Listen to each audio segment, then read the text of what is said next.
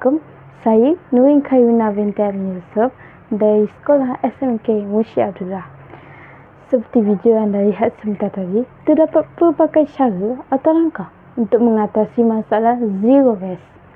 But did you know zero waste merupakan salah satu konsep gaya hidup yang bertujuan untuk mengurangkan penghasilan sisa sehingga menjadi sifar.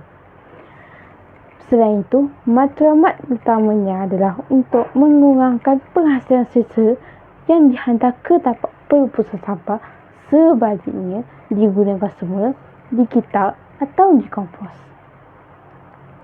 Zero waste juga mengamalkan prinsip 5R, iaitu refuse, reduce, reuse, recycle and rot.